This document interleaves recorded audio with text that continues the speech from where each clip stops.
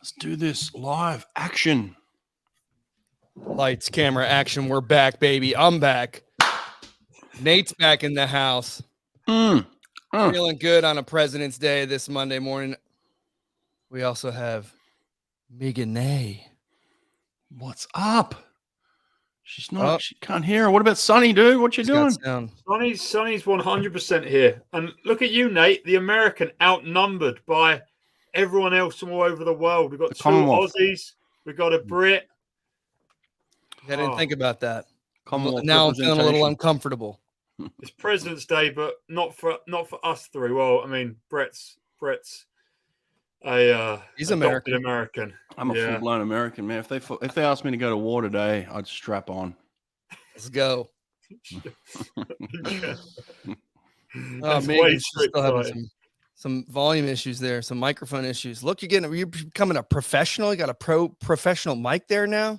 Yeah, she ain't messing around. I guess she can't hear us either because she's not making any facial. Oh, there she is. She's back. Say something. I'm back. Yes. All right. Can you hear me okay? Yeah. You're back. What happened? The mic wasn't working? Yeah, I just didn't turn it on. So that's a little bit embarrassing. I'll take that. Yeah. How you guys doing? Good. Happy Monday. How good? I know. Good morning. I'm eating blueberries 8 o'clock in the morning, you know? Hey, that's super, super healthy, mate. Antioxidants. I like it. Yes. Lots of action over the weekend, guys. Well, not even the weekend. The whole week of swimming was massive this week, eh? It was in the little 25-yard pools you guys love over in the America. There was all that yard action. Honestly, I just find it fascinating how hyped everyone gets for yards. And I can't help but feel like it's still so underdeveloped considering records go every other minute. Like, it's not long course meters. And I know great swimmers have done yards, but God, people get so psyched for like every one of these NCAA records. And it's like, oh, someone swims a heat. It's a record. Someone swims a relay. It's a record. It's like, come on. That, man. Let's not get carried away here. Let's have a look at the context of the people that are breaking these records. We've got some freaks swimming in the college system right now, man. Absolute freaks. That's right. Yeah. Olympic medalists, Olympic gold medalists, world record holders. Yeah. We are lucky right now. We have a huge amount of people, fifth year swimmers. They're everywhere. And these are just the first conference meets, you know. Of course, it's the SEC, the ACC. Those are the big dogs. Those are the two big boys. I mean, Josh Liendo, Jordan Crooks, Kate Douglas, Gretchen Walsh. I mean, we just have Maggie McNeil. She went 45-2 in a 100-yard freestyle. Relay. Fastest ever. Faster than Simone Manuel, faster than anybody. Yeah, and she's a world champion, long course. And an Olympic champion, long course. Come on. Like, you got Olympic champs swimming in college. Like, you're going to have some records go down. You know? It's just it's a crazy level of swimming right now. You know what record didn't go down, Brett? Auburn's 200 free relay. Hey, still there. Can't Holding get on. it. I think like still got it. 6 100ths or something. No one could get it. You think it's going to go down though? NCAAs. Well, you know what keeps happening? People keep getting close. It's like, oh, they almost broke it. There's a lot of the list of almost is building. There must be about 20 different teams that have almost broken this record. So I don't know. I don't think it's going down. I think it's going to stay long. Dang. It'll almost be broken, but it won't we'll see. They're so close. They just need like one better relay start and it would have gone, you know, like that's it. Just less than a tenth. I think the leadoff guy, if he'd just done what he'd done in the individual, they'd have got it, but they didn't get it. And who was that team, Brett? Matt Taggart. Taggart was on there. Jacob Ankjar. Jakob Ankar, from Denmark. Jakob, Matt Taggart, and Colton Norris. No, he was on the medleys. Caesar was on there, and then I think it might have been Brian Lundquist. Was it? No, it wasn't. Well, not Brian Lundquist. Maybe Scott Goodrich. Okay, one of those guys. Yeah. So it was. I don't know. There was a bunch of guys around that period of time that could have been on it. I can't remember exactly the order, but They all went 18.5 average. That was the average. You have to go an 18.5 average. So it's which quick. is what 114.0. Yeah. You basically got to go under. You got to go 113 for the first time ever. You know, in a 200. Yeah. It's quick. Together. Yeah. Megan, did you watch any swimming over the week? Yeah, I watched a little bit. Okay. Vix, so coming from Australia, long course speeders, I'm talking about. I did watch most of the yard stuff, so I'm still getting used to all the yards swimming and the times and everything, which is pretty cool. I like learning new stuff like that. But I watched the Vic Opens, so that was long course. Right. Bit of a standout, Kaylee McKeown for me. I think it just shows she can actually nearly swim everything. Obviously, butterfly is her weakest leg, but she split. What'd she go? She won the 100 breaststroke in a 106.8. Oh, long course. Yeah, That's pretty damn quick. 106.8 long course, and she's not a breaststroker. Wow. And then 2 minutes later, literally, she had a 50 men's event, and then she won the 100 free in a 54. Which she got 54.6. So pretty solid for her. And then the 100 backstroke, obviously a big standout. She went 57.9. I think your headphones might be cracking a little bit. We'll go like that. Yeah, maybe. Is that better? Might have been. Mm. Anyway, so yeah, she went 57.9, which is Sounds like it's pretty the solid. microphone. Yeah, it might be the might mic. be. Something's cracking, yeah. Let's go this way. A little Let's see. crackly. Is that better or not? We're still No, crackling? Something's cracking in the background. It's probably got too much gain or something. Maybe you can like turn down the. Sometimes when I use those headphones, man, the Apple headphones, they always Yeah. crack on me for some reason. I don't know why. Is it still cracking or is Yeah. that Yeah. better? Still cracking, That's- yeah. Still cracking. Figure it out. Figure it out. Okay. Let me try. Yeah, she'll figure it out. Nate, hit us up with something, man. While Mute she's her. figuring that out. All right, here's the thing I want to really we talk about this all the time, and of course it's about the underwaters, but can we just appreciate the 100 freestyle here? Great.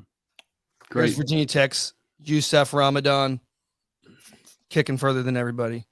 Here's Maggie McNeil. Oh, kicking further than everybody. Jordan Crooks, Josh Liendo, kicking faster than everybody. These are still the primo long course swimmers of the world, though. You know, like Getting there. Yeah, a lot of them. you know. Getting there. So, are we still like not training enough underwater, especially like in America? Like, if you want a college scholarship, you got to be able to kick, right? Well, yeah, I don't know if it's training enough. I think you got to be really good at it too. You know, a lot of people train for the mile and aren't that great at it, but it's you got to be pretty good at it too. So I think it comes down to analyzing some technique and definitely the dedication to it. But yeah, I mean, it's pretty surprising to see these winners kicking out this far on 100. You know, obviously, you know, a guy like you know, Kyle Chalmers, one of the world's best. He's not kicking out, but in the collegiate system, it seems like the best people are, and a lot of that has probably come from Dressel, his dominance, right? Like being so good at his kickouts. I mean, even in the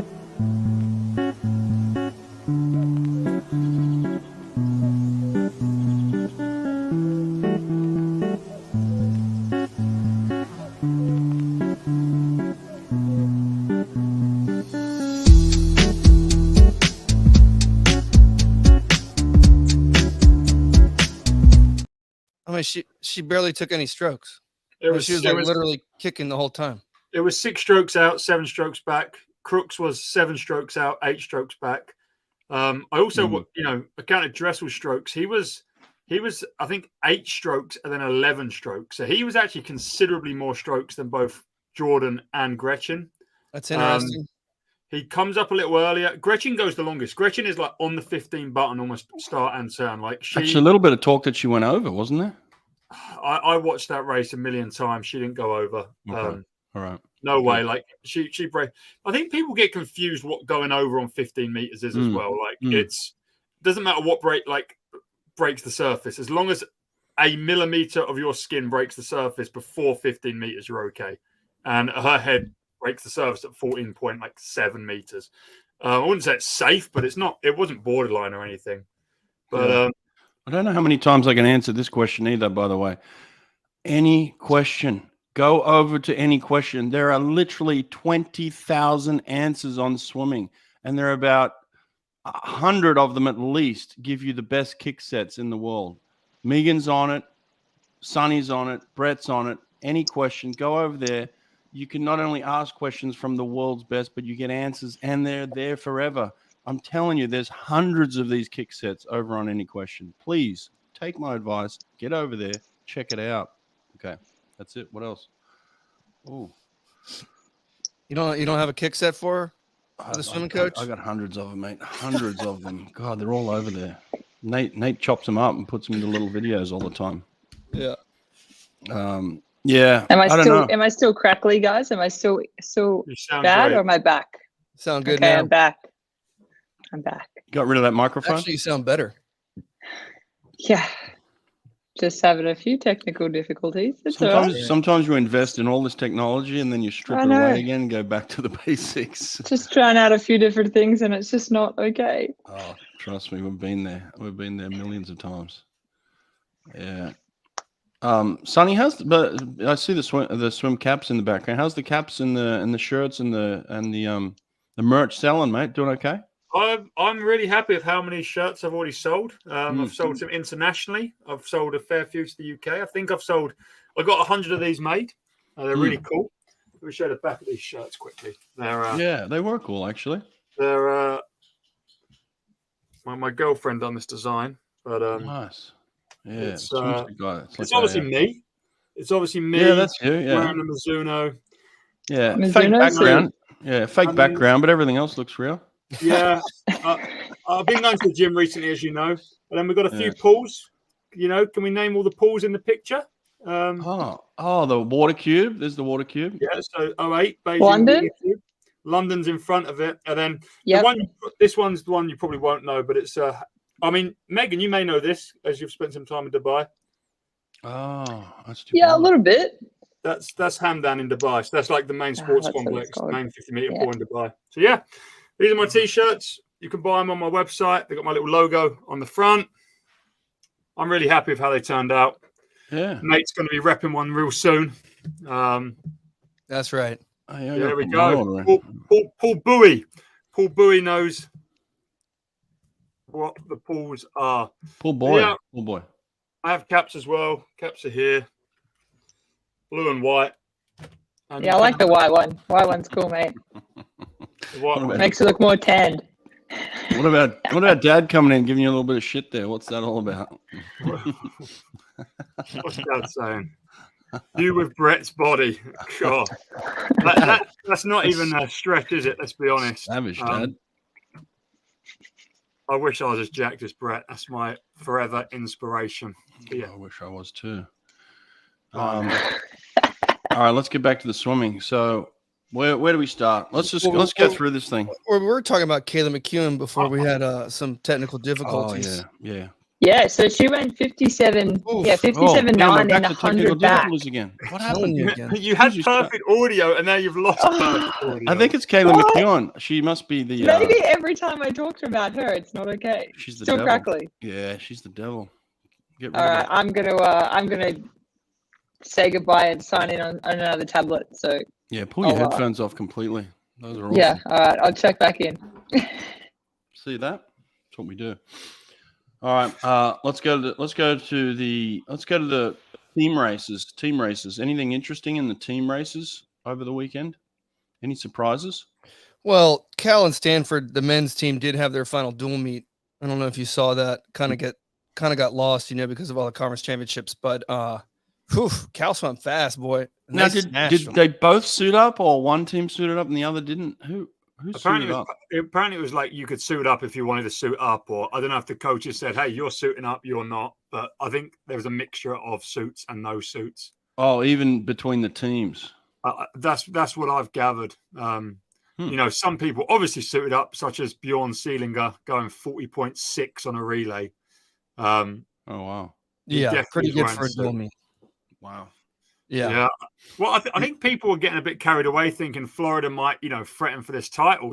Florida were amazing at SECs, and they're really, really deep. They've seemingly got someone in every event now. They've got some great superstars with the likes of Liendo, but also they've got the guys coming third, fourth, fifth. And people are like, will they challenge Texas and Cal? And then you look at what Cal were doing in that dual meet, and I just don't see it personally yet.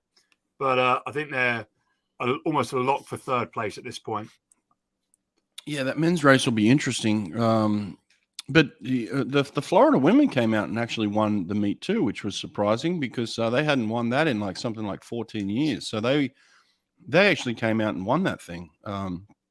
So that was a big deal, I guess, for them. I immediately text Kristen Merzlach, who was on our podcast here a few weeks before, and told her she needs to ask for a raise. So got to do that after a big win. But yeah, Florida women surprisingly in there. And then I think my boy out of Virginia Tech, they ended up finishing second. Sergio finished second in their team race behind NC State, was it? Yep, behind NC State, yeah. And Yusuf Ramadan is just killing it. I mean, he swam so fast in all of his events. Who's the kid? 43.9 in the 100 fly, top faster than both Crooks and Liendo. Everyone's hyping up them boys. And Yusuf was quickest in the 100 fly this year. Well, this season so far. Yep. So who's the kid that came out and talked about almost committing suicide and then winning the 50 free? Who was that? I don't want to pronounce it. Abdullah Rahman, another Egyptian swimmer. Where's he from? Is he Alabama? No, Louisville. Louisville. Sorry, Louisville. Yeah. He 18.6 in the 50. He weren't as sharp in the other events, the hundreds, but 18.6 is not messing around. And he was 19.2 in the heat. I mean, that wouldn't have even made the final at SEC. So that's kind of crazy. Wow. But dropped 0.6 in a 50 freestyle heat to final to take the win. And what a comeback story, eh? Extremely emotional. I mean, it was, goosebumps the whole time. Yeah. If you don't know, he tried to attempt suicide last year, like a week. So I think somewhere between SECs and NCAAs. He wasn't he didn't make the NCAA team, and everyone was like, "What's going on? What's going on?" And I mean, he put it out on Instagram. Like he just tried to end his life, and 11 months later, here he is, winning a 50 freestyle title, and he just not being able to believe it. I actually think I can. Hey, when we go to questions, I want to come back to this one. So, can you highlight this one for us, Nate? I want to come back to it in a minute. Yeah. There's lots of good questions, guys. If you ask questions now, we'll come back to them later. So ask questions the whole time we recap stuff. Let's start some of these at the end. Let's start some of these questions. Megan, let's give you another chance to try and talk about Kaylee McKeown. Do you reckon this will be third time lucky? Yeah, you're perfect. I'll get that. No crackling. Good. Third time's the charm. I'm not even going to say her name, but we know who we're talking about, right? Because I don't want to jinx her. No, she's swam super well. I think the move to Bowley, I think she's swimming, it was a bit of a transition time with her. But I think now she's, she won the 100 free, she won the 100 breaststroke, and she won the 100 back and 200 free. But the highlight for me at Vic States was 57.9 in the 100 back. So she, that's quick. That's really quick for Feb.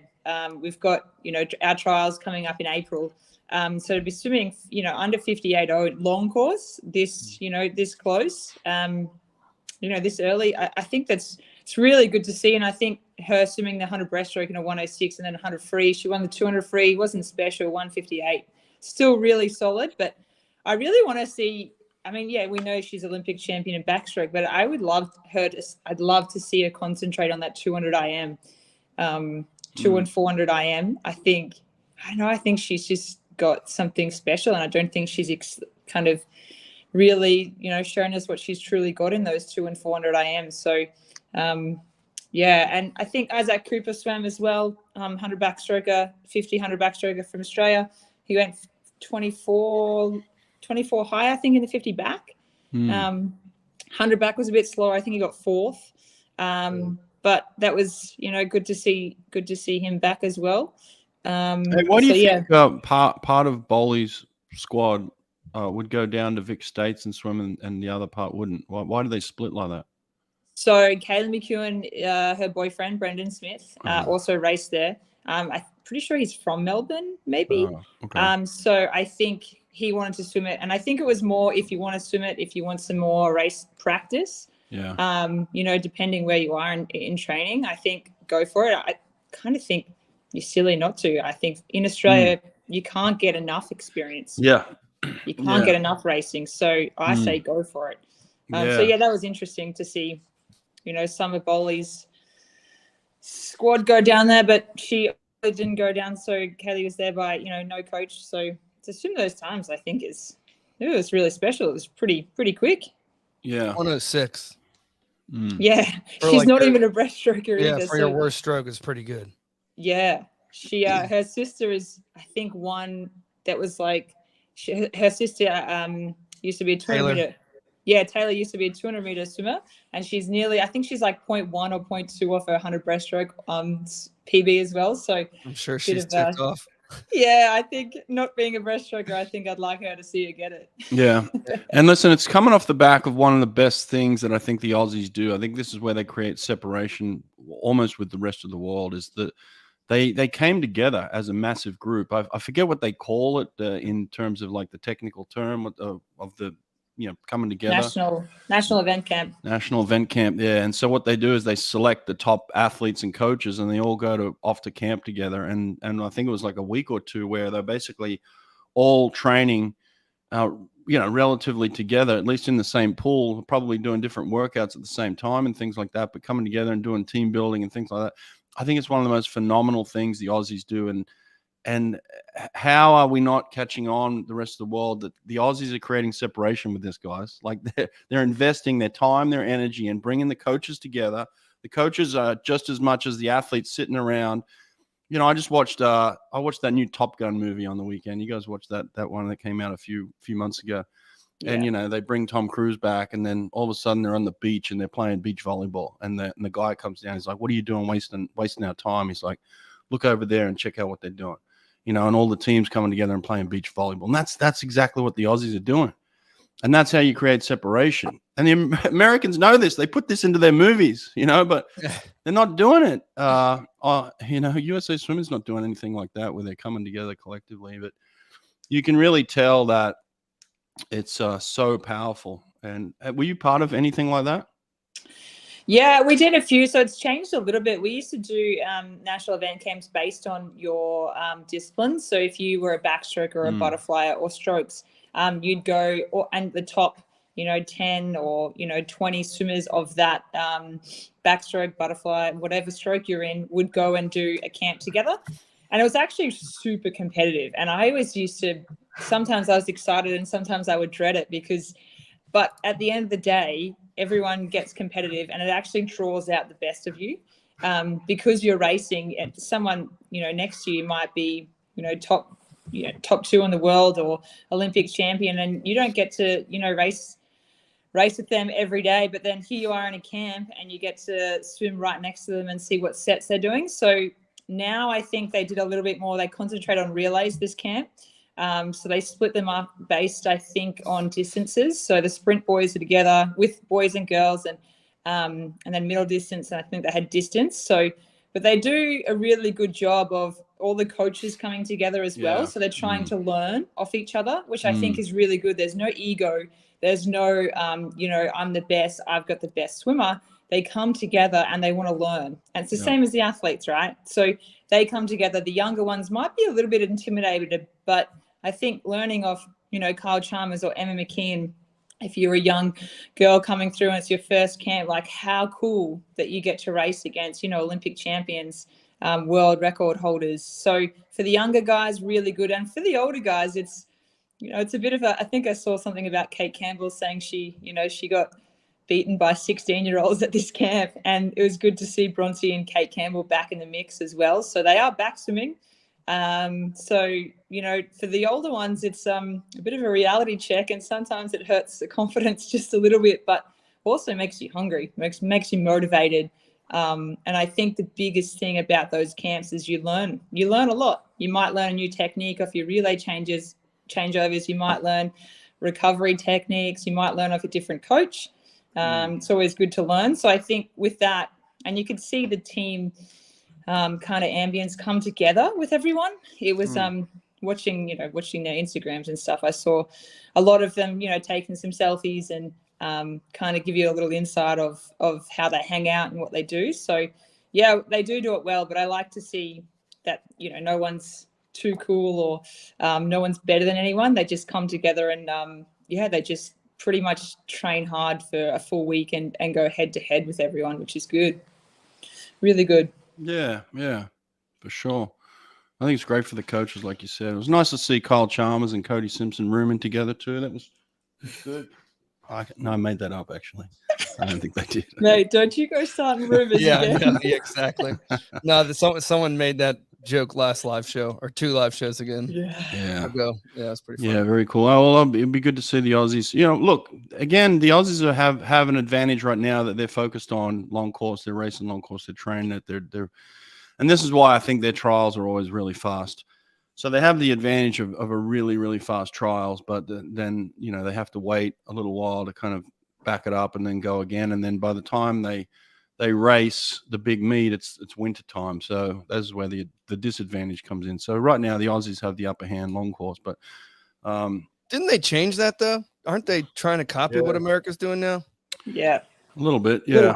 Little bit. Can't change the weather though. Yeah, I think there's an advantage and disadvantage for kind of everything. Like, the Americans saying that, like, they're getting so much experience. If you're in college right now, you get so much experience racing nearly every weekend. You get your turns, you get your starts, you get to work on all those skills. So I think it's a bit of both. But, yeah, we tried to copy the Americans, I think, and push our trials a little bit closer to a big meet. Yeah. So, yeah, I think everyone copies everyone. They just don't say it out loud. Yeah. All right, let's go to some questions. I want to get Sonny going and get these questions going here. So let's start pumping them out. Let's get Where'd that question go? Here you go. Is this one?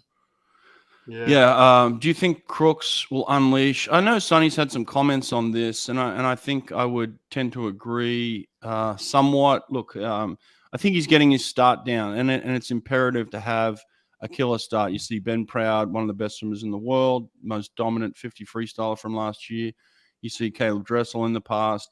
You see where Bruno Fratis has struggled. His best swims have come where he's kind of swum over the top of some people because he's had a poor start. So you can't take away from a great start, and I think that's what Crooks is getting. He's understanding that. But then the difference here is that instead of taking 7 strokes and being able to flip and then get back on that underwater again, now you've got to maintain. And this is where the long course is a completely different beast. Once you get into a rhythm of power and efficiency, it is difficult. And so they say that the winner of the 50 freestyle tends to be the person that slows down the least. And we've even seen this with Caleb, where generally he's jumped out to a pretty good start and people reel him in a little bit. So do I think he'll go 20.8? No, I don't. He's just not at that level yet. He just really isn't. He hasn't done it enough to all of a sudden say, yeah, he's going to be a 20.8 swimmer. What we need to see from someone like him would be, a 21.2, 21.3, and then you can start having conversations like that. But he's not even at that level yet. So, I think it's going to be something like, I think he should aim for getting into that range. Where Ben Proud is right now, that 21.2 range, that would be the aim this summer. And then you could say, well, possibly next summer at the Olympics, we could start talking about something like that. But they're just 2 different animals, and you got to tame that beast, that long course beast. Sonny, what's your opinion here? Well, I mean, he's not even been 21 yet, so that's the first thing, and I agree on that point, Brett. Like,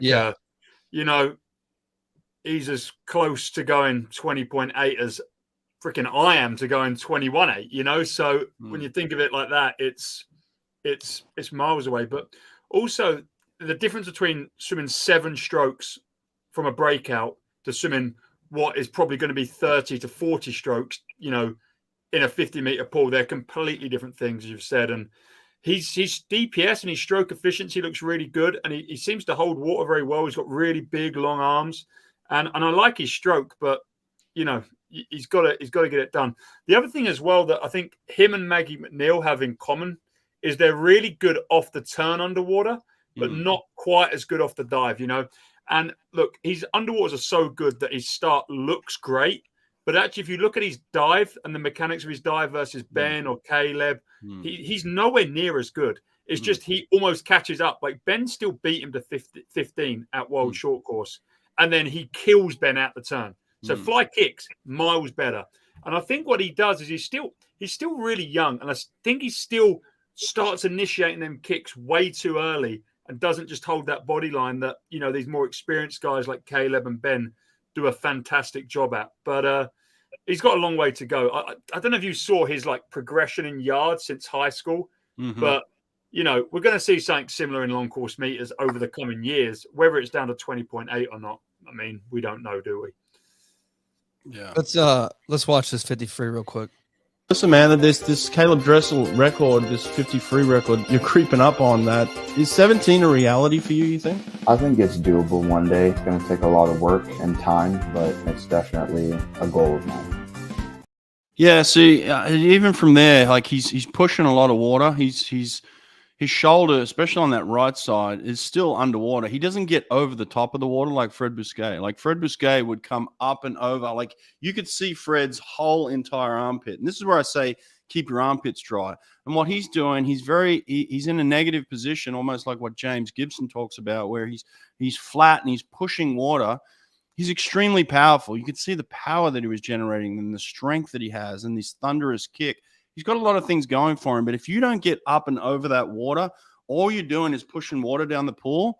And by the time you get to the 35, you just start slapping and it gets really ugly and messy. And this is where a Bruno Fratis, who is so technically proficient and could get those strokes up and over the water, and he's powering and he's going to swim straight past you at that point. So it's a different animal. If you're pushing water in the long course freestyle, you're not going to go anywhere. And that's where Jordan is right there. And people will say, oh, he looks amazing right there.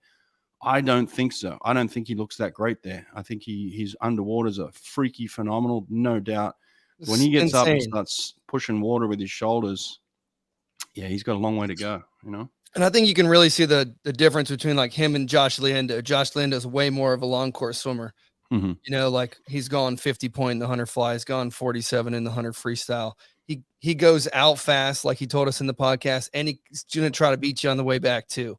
And when you watch their 100 freestyle, Crooks still beat him, you know, but he beat him on the walls and he beat him underwater. He didn't beat him swimming. You know, once you go to a long course pool, I think Josh Leando is going to kick him and, you know, just kick his tail. That being said, man, that when he went 18, when Crooks went 18-9, let me see if I can find this thing. It was when he jumps off the blocks. The fly one? Yeah. Yeah, fly one was. It is crazy. He's like so powerful off the blocks. He almost like.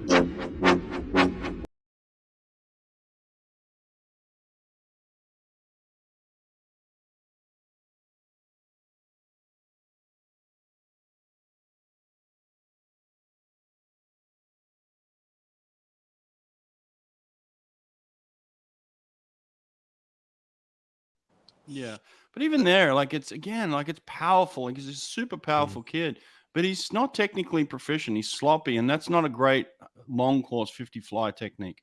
Even there, Ben Proud would smoke him. You know, the top 50 flyers in the world would kill him in that instance. Now, off that relay dive, he hits that line that Sonny's talking about. He hits that perfect line. He doesn't seem to hit that same line off the start. And again, this is kind of a similar issue that I would have with Bruno. Bruno would have a beautiful relay exchange and hit a great line and could swim super fast on a relay, but then you'd get him flat start and it would flatten out. And so I think this is what Jordan's doing is he hits flat and he bottoms out at the bottom, you know, and then he's trying to dig his way out of it. And he's got great underwaters, but he flatlines type thing. So yeah, he's got some things to work on. He's a young kid and it's great that he's swimming fast and powerful, but that power, that just raw power doesn't translate into stroke efficiency, you know, long course. It's going to be a major storyline, you know, and we're getting close, right? 2024 is next year.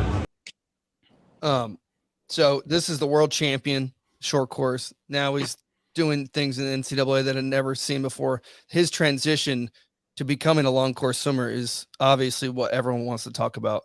So we'll see what happens. Matt Kredich in Tennessee and Josh Hugger, they're gonna get him ready.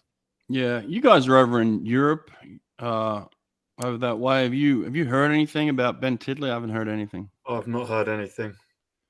We'll give him a text. Ben, we forgot to update. No, Brett. I think he changed his number. I can't get a hold of him anymore. Oh, really? Yeah, I think I had his Canadian number and I lost contact with him. So let me try and track him down this week. You can track him down. I can sniff him out. Yeah, you'll get him. Sorry, I, before finishing on Jordan Crooks, I've got a really good angle of his 50 freestyle short course meters that I just wanted to bring up. But on the way back, you can see like that's the position I think Brett's talking about, where his shoulders not facing forwards or positive, but then he does get it right after that. He does get the armpit out quite nicely. I think it's worse on his right side though. Try his right side. I mean, obviously we don't have as good. Have a look. Yeah, see there. See how it's really flat there? You can't, like, his armpit's not even coming out of the water. He's just pushing water on his right side. But I thought this was quite a good shot to actually it's a really good shot.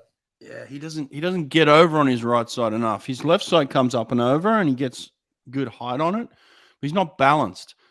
And if you're not balanced long course like there, see, he seems to be getting over it. That's him, right there. Yeah, and that's a breakout too. So breakout, he gets up and over that, but then he's very flat on the right side. I think that's his Achilles heel. And look how short. It seems like his hand hits shorter on the right. It does. He got a lot of work to do on that right side, I believe, before he balances out. And this is where we did hours and hours of work with a guy like Fred Bousquet on this stuff. This is what I mean about the start as well. Like, it's just like he's nowhere near as dominant on the start as he is the turn either. Yeah. Anyway, sorry, I just wanted to show that. No, it's good. It's really good. I think it visualized it quite nicely. Yeah. Okay. What other questions we got in here? You want to throw some questions up? Oh, sorry, I clicked something. I done one at the same time, but anybody have any insight into how Dresser went from 52-200 fly in 2016 to 49.8 in 2017? And do you think Liendo training at Florida can have a similar trajectory? Just to clarify, Josh Liendo already goes 50.8 long course. He's Commonwealth champion. He's world medalist or world finalist, one of the two. So if he has a similar trajectory, he goes 47. So no, he's not going to have a similar trajectory.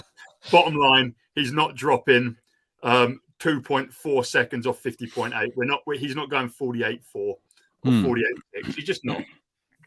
No, but can he go 49? Yes, he can. He's got that talent. He's in the right place. He seems to be around the right people. He's having success at Florida already, and he can swim long course. So, and he look, Florida tends to be a long course program too. They do really well in that respect. So, absolutely, he can get down to the 49 club, and yeah, I would predict that he would certainly do that this summer if he stays focused. I thought this was a good one for Megan. Hey, I just finished state and got my first sectional cut in the 200 back. Any tips on how to improve? Yeah. I don't know anything about backstroke, so, you know. Yeah, any question. She's been answering questions and any question. How many times have I got to tell you? Any question? I know. I'll give you a couple of really quick ones, but any question, that would be a great question. And I love answering those questions. I think at 200 back, it depends on a couple of things. If you've got speed, you've obviously got to use it. Don't be scared. So if you've got 100-meter speed, try and take it out a little bit faster. But if you don't have that speed, I didn't have as much front end speed. So I had to work the back end, like the third 50 and the fourth 50. For me, that was my strength. So depends what way you kind of swim it. But my main thing would be, don't be scared of a 200 backstroke. It's going to hurt either way. Absolutely either way.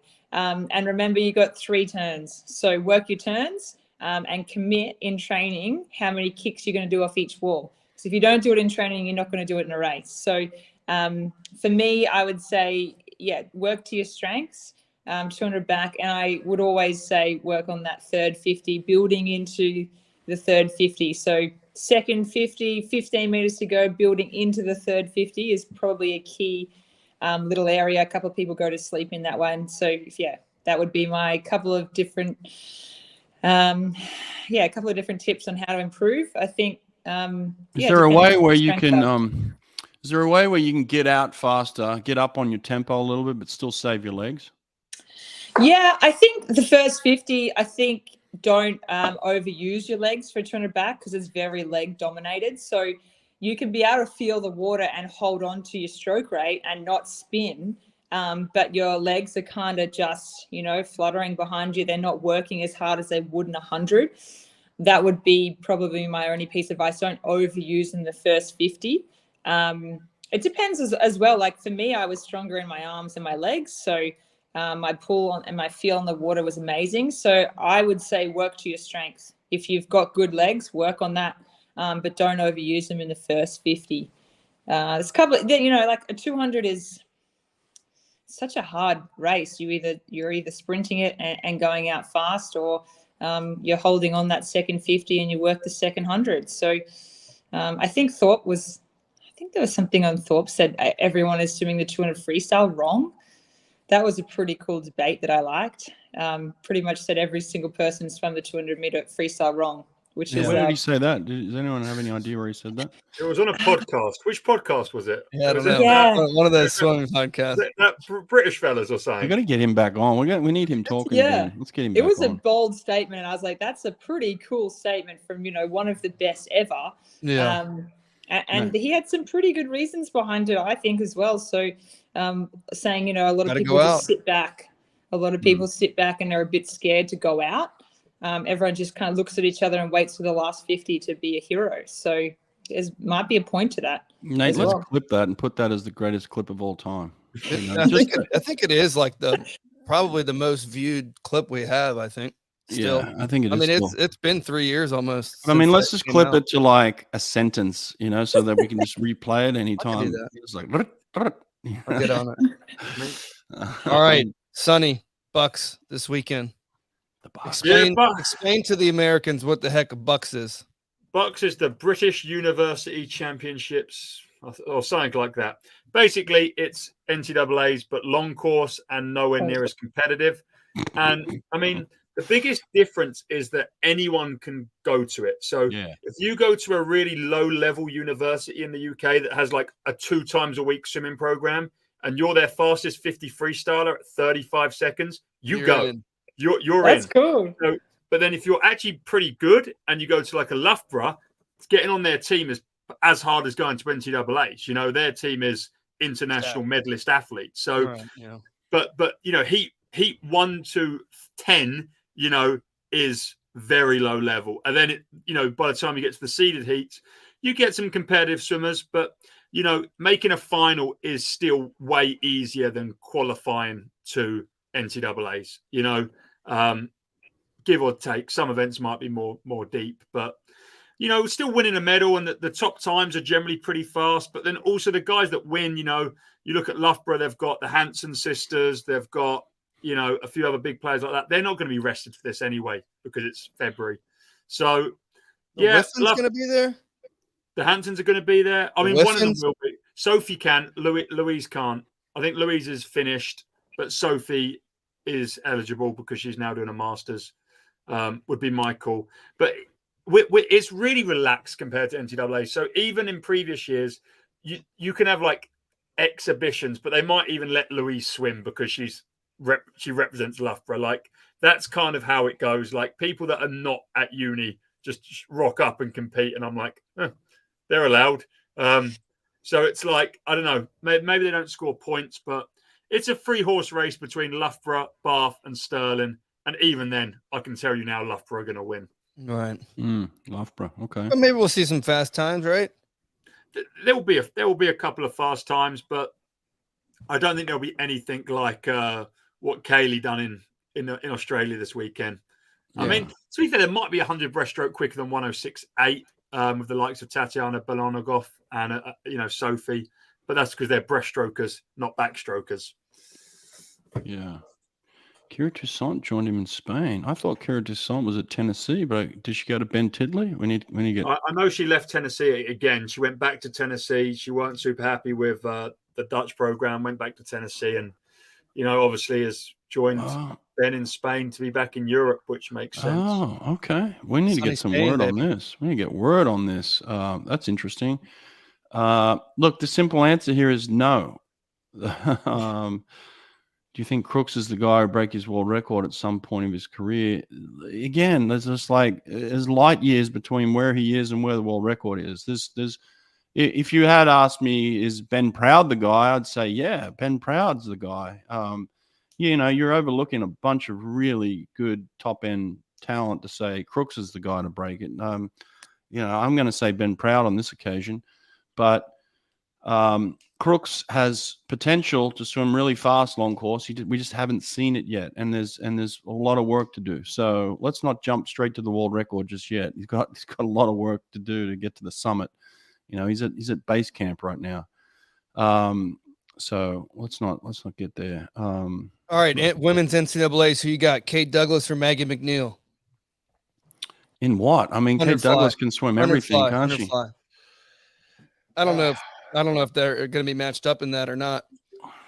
Did you see Maggie McNeil's 100 fly?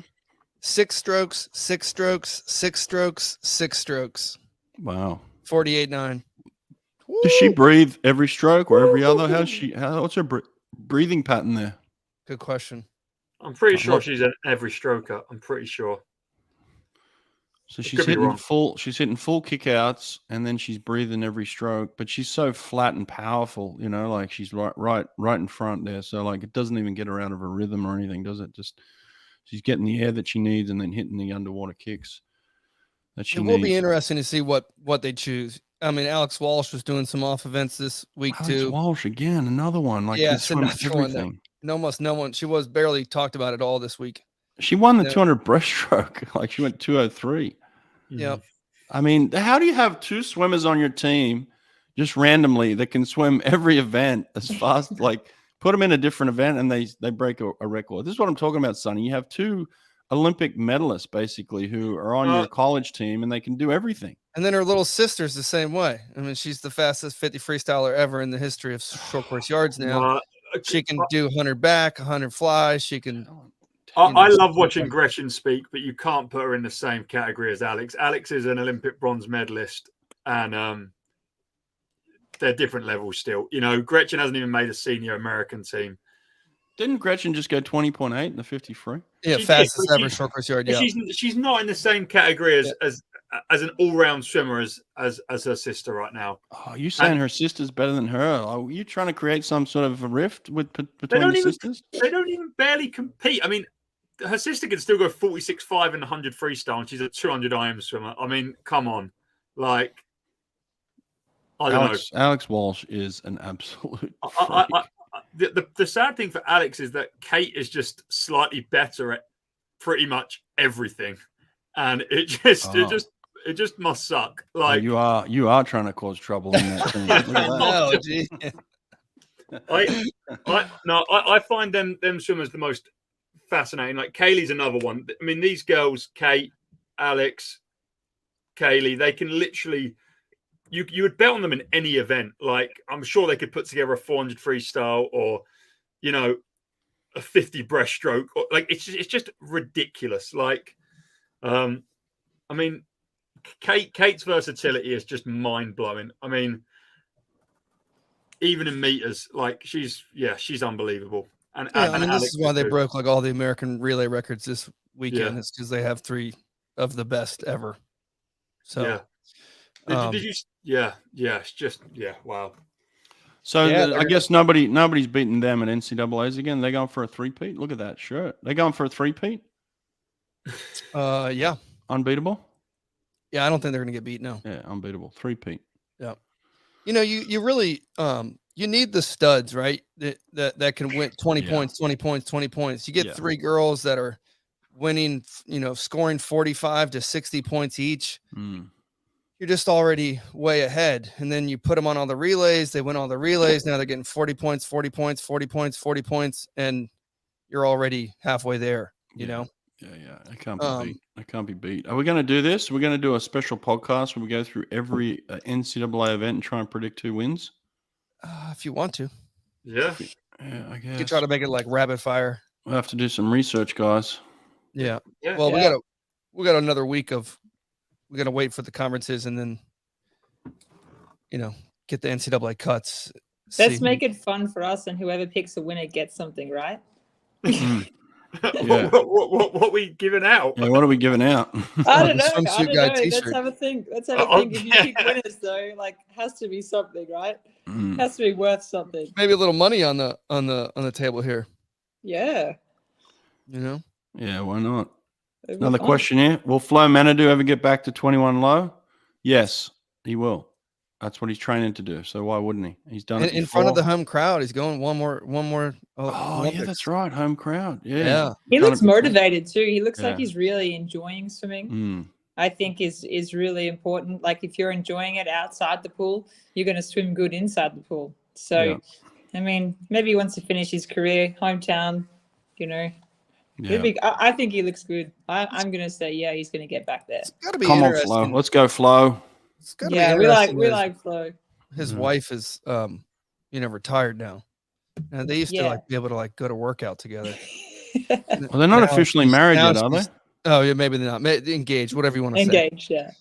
Fiancé. It's that French She's word. just You like know? on the couch watching TV, eating whatever she wants. She's got to go to workout. Does it look like she's eating whatever she wants? Have you seen No. her, man? She's No. I think fit as they're an ant. both She pretty looks fit. pretty fit.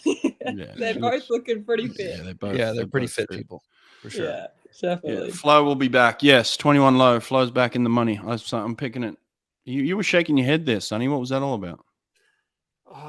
I feel like he's been 21 low once in his life, and that was 10 years ago. Yeah, one And I more just- time than us.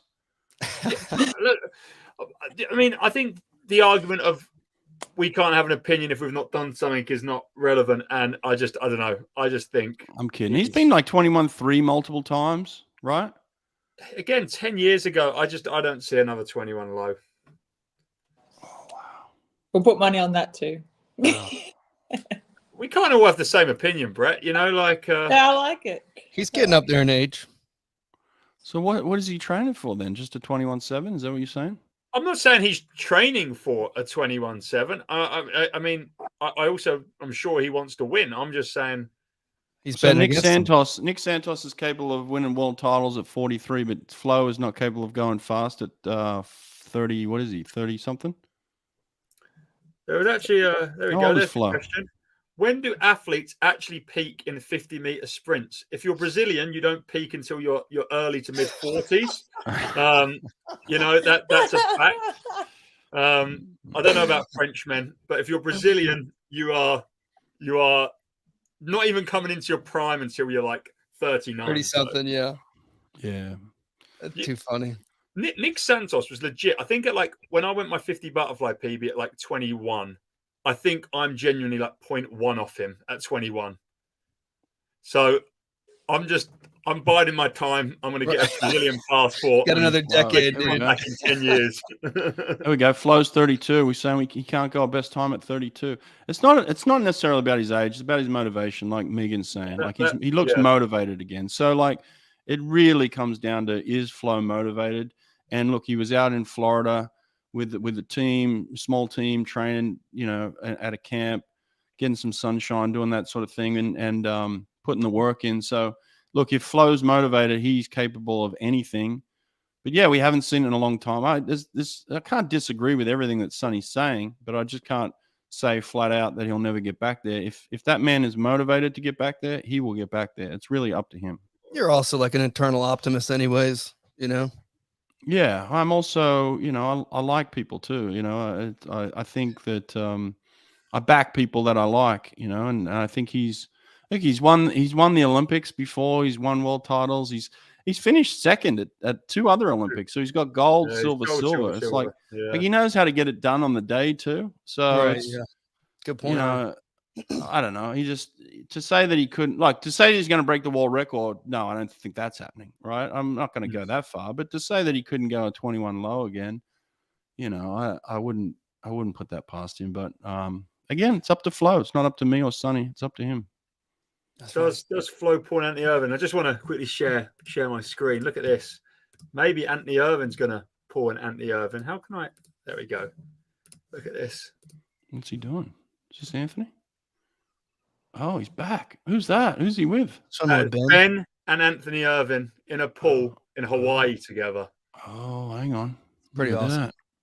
How epic a picture is that? Very Look cool. out. Who? Where's it? Who posted? There's it? also this picture here is it's in there is Aaron Pearsall, Anthony Irvin, Ben Proud, Linnea Mack. They're going for a little beach run together. It's pretty cool stuff. What a group of legends. Yeah. There they are.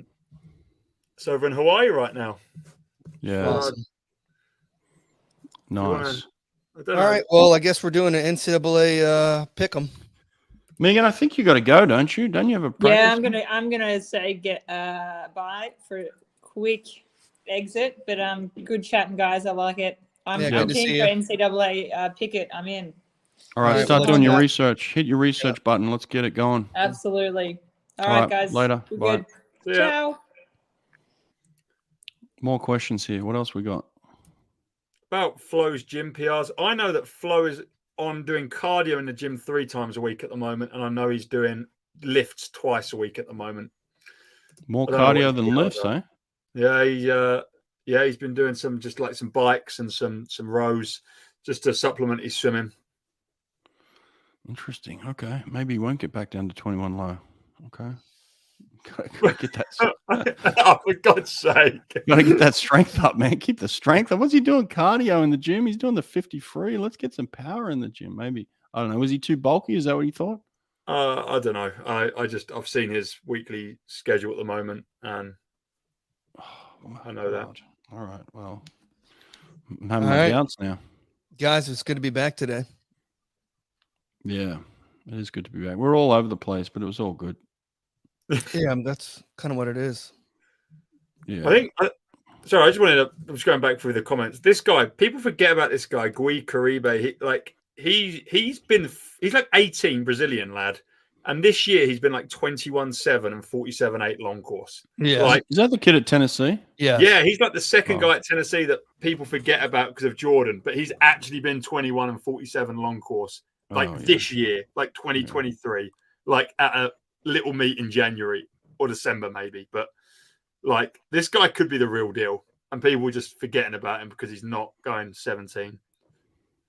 Right. He's still really good yards as well. Where was he this weekend? He was there. He comes He was third there, in the yeah. freestyle. Yeah. He helped again, Tennessee beat Florida in the freestyle relay. overshadowed, yeah. He was still like 41.5. He was 0.1 back from Josh Liendo in the 100 freestyle. 0.1 or 2. Like I think he's really good. I think his surname is also something different. Yeah. He's got like it might be a Santos as well in there. That's what it is. It's a Santos. He's Yeah, Guilla. that's Brazilian. How do you say that? Gui? Is it Guilla Herm? Guillarine? Come on, you know Brazil. Yeah, Brett, you come speak on. Brazilian, right, Brett? You speak Brazilian, Brett. Come on, how do you say it? It's Portuguese, by the way. It's not Brazilian. But Don't get technical Foreign with animal. us. Don't- foreign animals. Yeah, I don't know. I haven't really. Turns I don't know 20. much about him myself. We might need to try and get him on the podcast. I guess his English is getting better, so we'll have to get him on. Yeah. It's got to be decent enough. He had to pass the TOEFL to get to America, right? But there's ways around that too. All right, we're out of here. Later. See ya.